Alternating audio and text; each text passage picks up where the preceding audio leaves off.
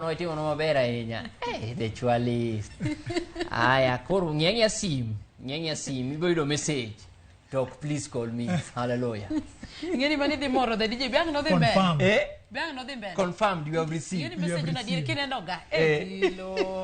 Dilo kitime kama no wamonda awewe show sa. And the DJ. Ugi wasa mo wajo the DJ. Machigna jama injili kalogo ni nyasairo kamano maki kidieny marwa marario kendo apa ni kidieny marario ni ema gik moko lokorega. Sa kaso ringo lakini wagone nyasairo kamano wan gi welo e studio ka wadamiye thuolo ni mondo ofula matin kasto wadonje e mbaka wa makawuono. Hallelujah. Nikech en gi neno ber. Amen. Neno ber. Isewinjo nen gato ma kiwuok kanyo tiwinjo ka gima nyasaye ni nyasaye ber. Hallelujah. Machiegni. Amen. Erokamano ahinya. Kuom nyinga iluonga ni Grace Abi. Anyaseme Kombewa. Owara ayero Yesu kaka jawar mar dhod chunya. Aleme kanisa miluongo ni House of Hope Ministries. Naleme dwondwa Rockod Chang, but kuom sani aleme House of Hope Ministries. Yes. Amen. Machiegni ahinya. Erokamano. Grace Abi. Mano Grace Abi achiel cha. Grace Abi achiel cha. Dong angeni ng'e nikech ang no chako timnwa gimoro bang'e kanyo. Mano be. Tuko Grace. Angeni kaka seche moko kaka jo Kristo wakale gik moko mopogore. To seche moko wakale moko mapek, wakale moko malit. Seche moko wakale be moko mamit, donge. To in tire mbaka moro madwer sana mwakale e lwet jomwageno.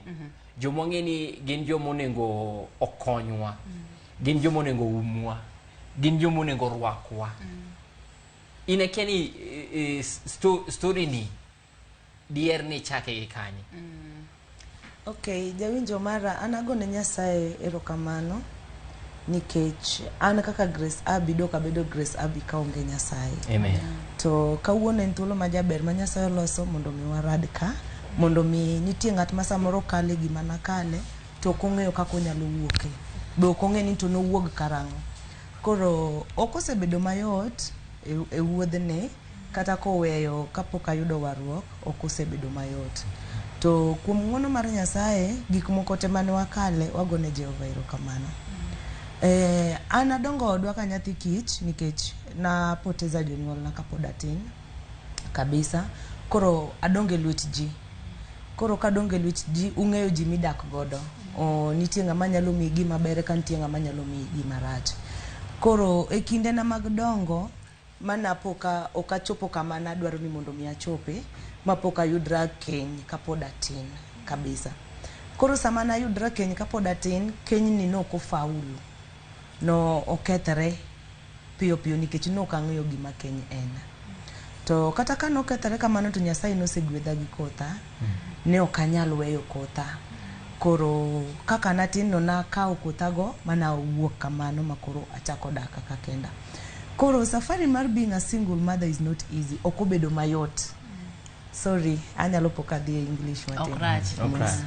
Koro safari mar bedo a single mother okobedo mayot ahinya mondo mi gi ikal. Koro toke kanyo naduga ayudo relationship machielo, and that relationship be no work out. Being that ni nitie ji mang'eny mane pinge. Koro nawacho ni all in all awene Nyasaye mondo bed jaka kora. Koro Nyasaye osebedo jaka kora. Mokwongo da peni keny mokwongo ni ni donje nikech wacho ni kane tin tin ni jomoko kata 40 foro tin. Hallelujah. Kawe ng'ama poko chopo 18 years. Ng'ama poko chopo 18 years. I was 15 years by that time. Koro jawinjo nyalo penjere ni ang'o momiyo nyako ni nodhi e keny kapod otin. Nakoso kama nyalo dake, nakoso jonyuol manyalo oya at that time. Nakoso ng'ama nyalo advice ni tim kama. Koro the last hope neni ayud ng'ata bed godo. Ineno. Koro naparo ni kuma nadhie no can be at least maber. Iwinjo gima timore. Koro emomiyo nayudora e keny kapod atin. Koro ma iwuok idonje relationship mar ariyo. Awuok tabudho koro kadonje relationship mar ariyo. Mane budho ma igni adi kama. Atieko igni 3-4. Igni 3-4. Ai. Koro aparo ni we idhi mbele. Wacha. Aparo nikech no go mbaka ne no ka moro no bok no faulu. To nikech Grace timono aneno ok ni koro ri nyaka koro wago ng'ato wadwara ni gimomiyo mayo noko faulu no mar ariyo ni ema paro ni kanye mana nitie mbaka ahinya kanyo nikech kanyo ng'eno yudo ka nikech waseloso kode chendo oyudo ka koro sedonjo kate warruok mano yudo kane warruok mano koro warruok yudo mabende bang' keny mokwongo ayudo bang' keny mokwongo koro mabe ng'ama nomiyo ayudo warruok nene ng'ama koro ne wanogo ma koro noko faulu ni the second person en mano yalo na warruok ma ang'e gima warruok en koro bang'e kane keny ok ofaulu ne ok ofaulu nikech jonyuol ne ema nomiyo ok ofaulu ne gipingo niere kaka inyalo kawo nyako ma nosenyuol gimoro aina no koro noko bedo mayot koro we agreed ma aweye mondo mi otim kaka odwaro but noko bedo gima yot to koro kaka wach ni jonyuol iwacho ni en noware yes to ma nyiso ni joodgi ne gin jomowar koso ne gin jopiny koso joodgi min gi wuon gi en pastor min gi be min kanisa haleluya koro odgi noware ji ok ni ok owargi nowargi gite to pwach ni koro e sechegi nikech aparo ni nitiere kaka jopiny gi joma nie warruok nitiere kaka onego wadagi nitiere kaka onego wa treat one another donge koro in mane ma otimore in e warruok tin gi joma ong'e warruok in ang'o mane minya wacho ni kawo maduong' e kindeno ni puonjori maduong' e kindeno ing'e gima timore puonj to nyaka ikal kendo nyaka iyud puonj kendo iti nyaka lirre nikech gima ikale to sama ne gini otimore nikech ne gin jomowar samoro ng'ato emiwinjoga ni ng'ato lose hope ng'ato koso geno wacho ni kara jomowar chalre gi jomoko war koro nochopo point mana anyalo wacho ni kara jomowar gi they are the same gi jomoko war nikech gitimo mana gima same gi jomoko war timore nade jomoko war timo to being that ni warruok ne mara kian mok ni wara mondo mi okenda e dalacha warruok ne mara kian koro nawacho ni kata kapo nang'o motimore tabro dong' gi warruok nikech an mang'e gima warruok timo e ngimana koro after na realize ni nitie bere i warruok no kang'iyo ni ng'ato war kiasi mane to nyalo timo ang'o kata ok onyal timo ang'o nakawo ni kara ng'ama war be en dhano onyalo kier onyalo bedo gi kite moro onyalo koro nawacho ni an kiwarruok na akawo warruok kian awuotho gi warruok kian koro being ni mano notamore ok adwa hukumu ng'ato ok adwa wuotho gi ng'ato ok adwa kawo ni jomo war richo kata nang'o warruok en mar ng'ato individual okay amen wow ing'eni iwinjo wachno en wach motegno kabisa mora kaka ogole igole maber owacho ni warruok en mare kien mari kie ting'eni mana dier timre ahinya jilo kata ka waloso kod Grace iyudo ka gimoro timore to koro wawacho ni kata jomowar be timre kamae an we awe warruok kata jomowar be gini timre negi ambe we awe warruok ting'eni puonj maduong' ma wayudo kata neno mar Grace en ni magi duto tene timre to wacho ni warruok dong' en mara ani mana yie ni Yesu Kristo en jawarna koro ang'ami ang'iyo gik ma kaka joma moko samoro timre dong' an achunga motegno kae to chung motegno ing'eyo gimiwacho iwacho ni the relationship mar ariyo ni mae ng'ama oyalo ni miyudo warruok koro ing'eyo ni yot wacho ni kare gini ok en gima adiera era ni kata ka wacho ni warruok ni wan gi tire hera mar adiera kare hera ni ok en adiera kaka oyale no bende ni chopo kuma ni dawo gi paro makamago no kachopo kuma dawo gi paro makamano nikech sama ne oyalo na warruok anyalo wacho ni Nyasaye notiyo kode. Nochalo gima Nyasaye, nikech Nyasaye ok nyala e polo mondo mi owuo kodi kendi ni adwa no wari nyako ti gi ng'ato. Tapani nikech nong'e ni wiya ne tek ahinya, notiyo gi ng'ama ne machiegni koda, ng'ama ne chunya ohero. Koro sama ne wach cha nochuoyo kuoma, nochuoye mayom yom, but Nyasaye nokete modongo gi teko e iya. Koro namako gimoro apart from en aere, but naduoga ahero warruok moloye. Amen. Koro kata kane wawere to warruok nok nyalo wuok kuoma. Warruok nodong kuoma kotegno. Koro akiani waduoki aduoka chien matin nikech wacho ni in gi nyithindo. Koro akiani nyithindo gi ne ging'eyi. Nyithindo gi nong'eye, ne ging'eya ang'eya kaka maybe rafiki ya mama. Okay. Koro ok ni ging'eye nikech noko kenda.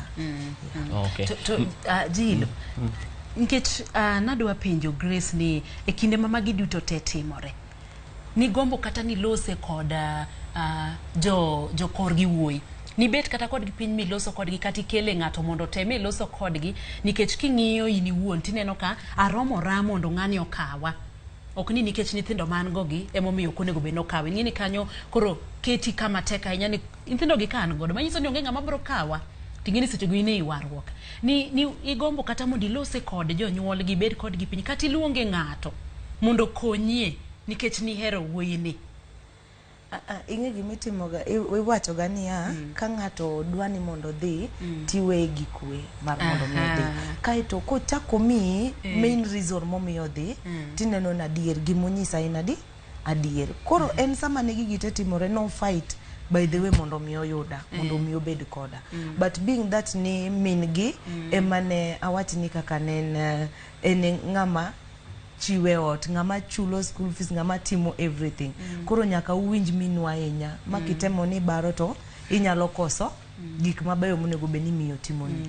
Koro nanyise ni mondo mi kik ichwanyri gi minu, to afadhali an atimra nade awuogi mondo mi awe kitimri nade. Koro ne onge kaka ne wanyalo luongo ng'at machielo because wuon gi to no ohera sana. Wuon gi ne dwani mondo mi watimre nade, to min gi ema notamore. Koro nobedo magichwanyre gi min gi, no reach a point magichwanyre gi min gi kabisa because of me. Koro abe kaka na nyathi kich na fail ni to koro koweyo to. Then nitie wach moro nonyisa ni koro era tim wich teko.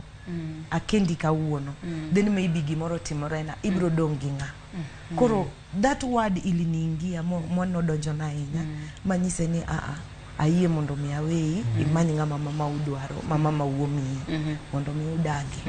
Koro ne wawere yor kwe, makata wuoyo wawuoya. Amen.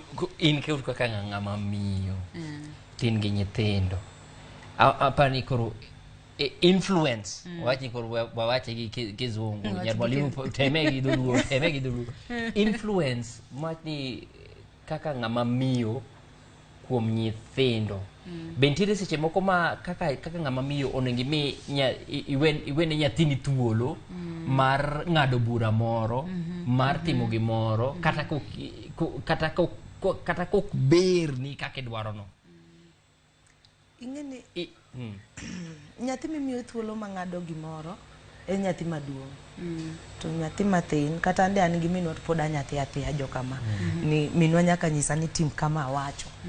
Koro nitie nyathi minyalo chiko, to nitie nyathi mok inyalo chiko. Kaito luwore ni tang'o migain kuom minu kata ang'o migain kuom wazazi ni.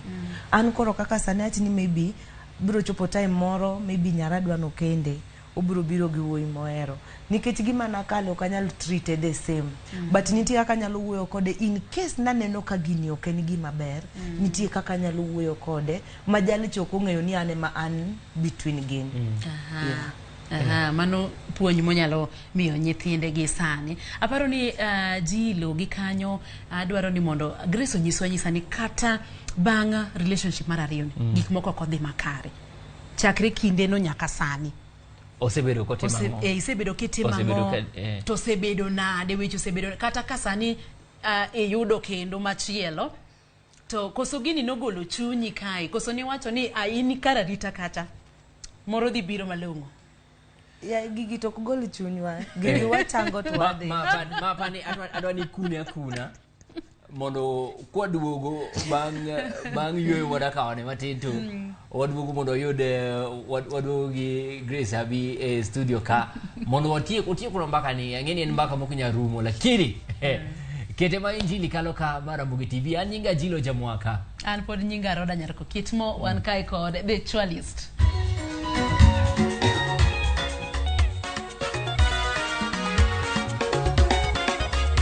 Yesu inemi yudi duong pile ka pile, Baba inemi yudi duong oh pile ka pile.